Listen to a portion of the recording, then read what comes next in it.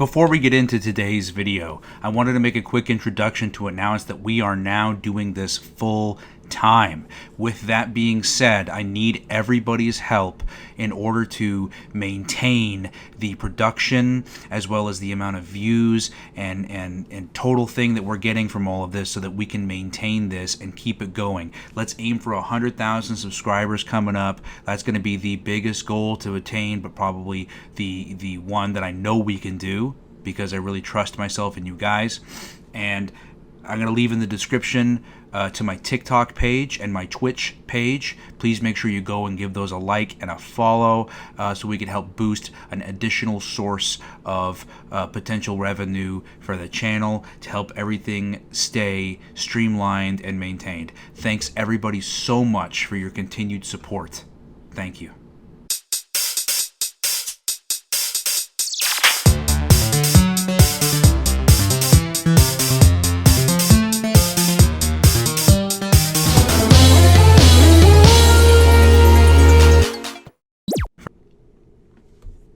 What's going on, everybody? So, I wanted to make a video about this, if only because I've had a lot of people bring this up to me, and we've talked about it a little bit on stream, but I thought it was appropriate that we make a full video, kind of just talking about the titles that were recently dropped, the Nickelodeon-specific titles that were dropped from Paramount Plus.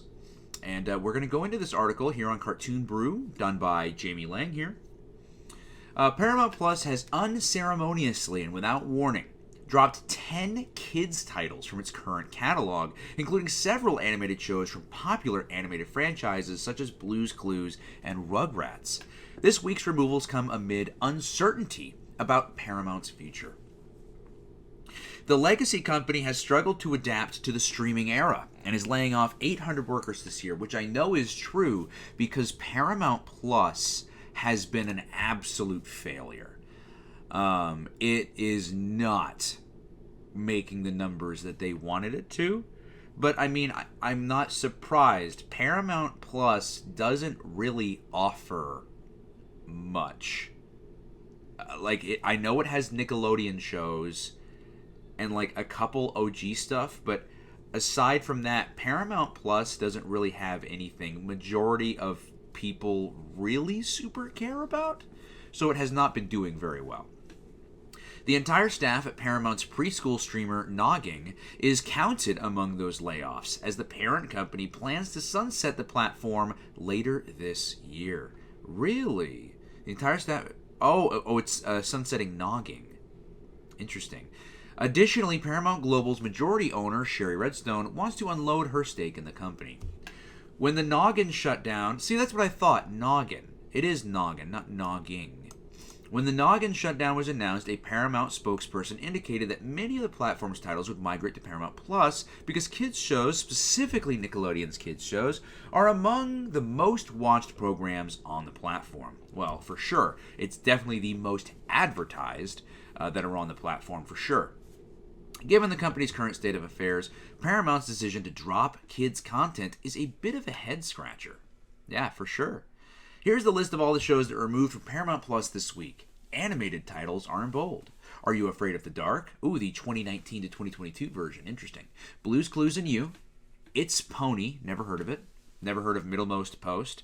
Ollie's Pack. Nope. Ryan's Mystery Playdate. Santiago of the Seas. That Girl Lele. Big Nate. And Rugrats, the 2021 version. It's worth noting that most of these titles are relatively new, having been released within the past 2 to 4 years, and some, like Blue's Clues and You and Rugrats, are, or at least were until now, still airing episodes on Nickelodeon's linear network. Interesting. Cartoon Brew has reached out to Paramount and Nickelodeon for more details about the removals, but did not receive an immediate response. We will update this piece if and when we have more information. In its annual 10K financial report submitted in February, available here as a PDF, Paramount foreshadowed cuts to its streaming catalog, writing, "In connection with our continued review of our international content strategy," which, love the way they word that. I know what that means, but I love the way they word that. During the first quarter of 2024, we made a strategic decision to focus on content with mass global appeal. As part of this, we are rationalizing original content on Paramount Plus, especially internationally, improving the efficiency of our linear network programming. As a result, we have reviewed our expansive global content portfolio and are removing select content platforms. Here's what doesn't make any sense about this. Your strategic focus, mass appeal, okay, fair. We are rationalizing original content on Paramount Plus. Okay, but didn't you just say up here that because kids shows, specifically Nickelodeon's kids shows, are among the most watched programs on the platform? Now, I'm no, specialist. I'm no, know-it-all. But I know the basics of things that get popular and things that are popular. I understand the basics, and the basics are, if something is popular, you capitalize off of that by creating a sequel, by creating a reboot, by creating more episodes, by creating a spin-off, right? If something is hot, you act on it while it's hot, right? If you just remove them, this is what makes no sense to me, is that specifically Nickelodeon's shows are among the most watched programs on the platform. So we're just going to take them off. That doesn't make any sense to me. I don't know about a lot of these, but really, Rugrats, Big Nate, I've heard a lot about, Blue's Clues, and you're taking off. I don't know. I think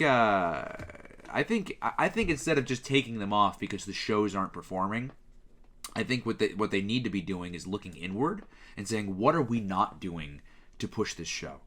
Because you can't sit here and tell me that Blue's Clues, you can't tell me Rugrats isn't getting views for a reason other than people just don't want to see it. I think Rugrats is very popular. I think Blue's Clues is very popular. And Big Nate, I'm sure, has an audience and probably wants to see it. I just wish companies would stop blaming things and shows for not performing. A show is an inanimate object. A show is not a person. A show cannot do anything. It performs, but not because it has any ability to.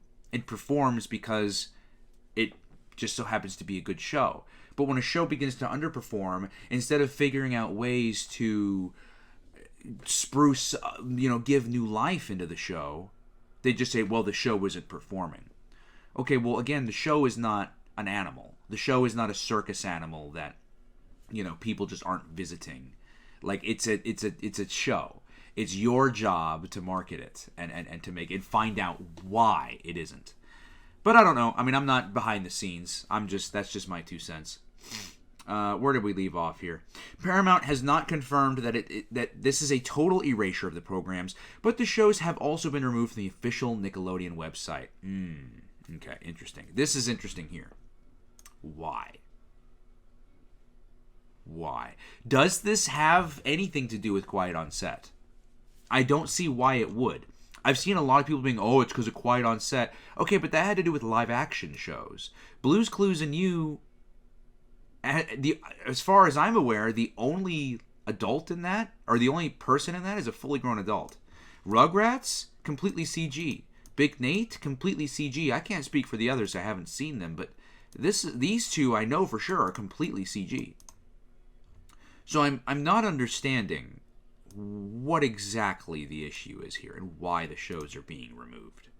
That said, there is a wide speculation the company will try to sell at least some of these shows to other platforms. Wild. Netflix seems like a strong contender given its long and fruitful relationship with Nickelodeon. Sherman recently teamed with Paramount and Nick on the hugely popular Avatar: Last Airbender. Live-action adaptation will release SpongeBob feature spin-off Saving Bikini Bottom Sandy Cheeks movie later this year. Yeah, dude, go to Netflix. Go to Netflix. Not only does Paramount not appreciate the shows that it has, but you're just gonna just straight up take them off. Paramount Plus, your streaming service is already dying. Can you at least die in dignity and not let everybody hate you on the way out? That'd be kind of cool if you just did that. just die with a little bit of dignity and just don't make everybody absolutely despise you as you die. That's kind of wild, but okay. Netflix seems like a strong contender given its... Yeah, okay. Artists who work on some of the removed Nick shows that are chiming in on social media, and a situation that feels all too familiar with Warner Bros. Discovery's much larger purge of shows in August 2022. Most of these series remain locked away. There are fears that Paramount will do the same with any titles it's unable to sell to other distributors. And this is why, ladies and gentlemen, we support physical media around here. Accomplished storyboard artist Reggie Camargo, I apologize deeply if I butchered that, is among the hardest hit artists by the cuts of...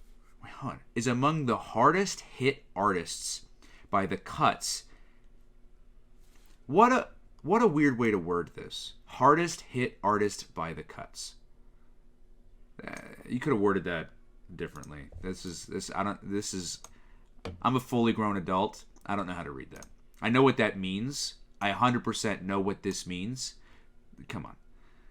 And has had 4 shows he worked on get dropped by either Max or Paramount Plus. He tweeted, Final Space, Prodigy, and now Big Nate. 3 shows I worked on that were streaming on Nickelodeon, that were streaming for less than 2 years. Prodigy less than 1 before coming back to Netflix. Final Space still gone. Who knows where Big Nate will end up?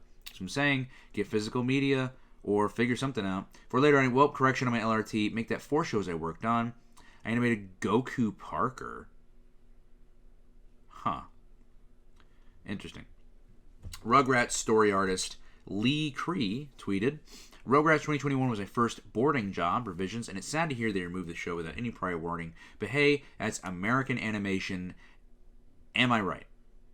She did the Mimi. Am I right? Much respect there, Lee Cree. But that is that. That is the article. What do you guys think? I think this is a bit wild. I really, really do. I think that it's unnecessary. I think that I'm really getting tired of these networks and these people in charge who just will just throw something out there. Don't do any work themselves. Don't market it. Don't talk people about it. Don't hype it up. Don't do anything themselves. And then when that project fails, they blame the project. They blame the project.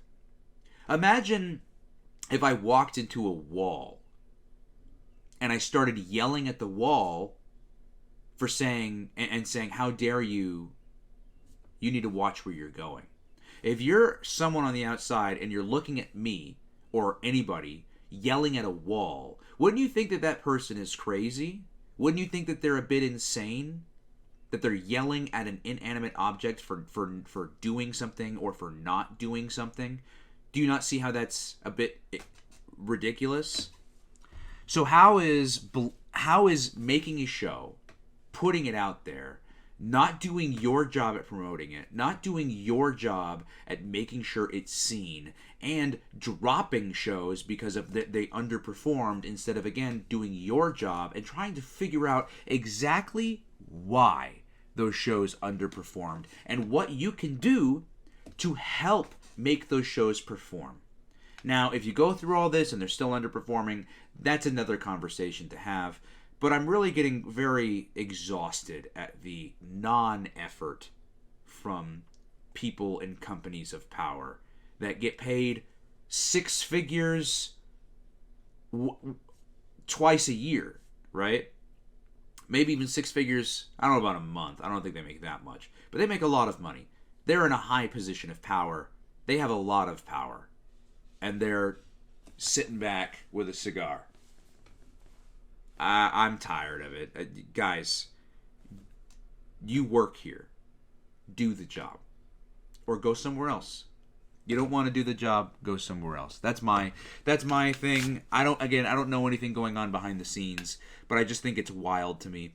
You're really going to tell me Rugrats, you're really going to tell me you can't sell Rugrats and Blue's Clues, some of the most popular kids programming shows of all time.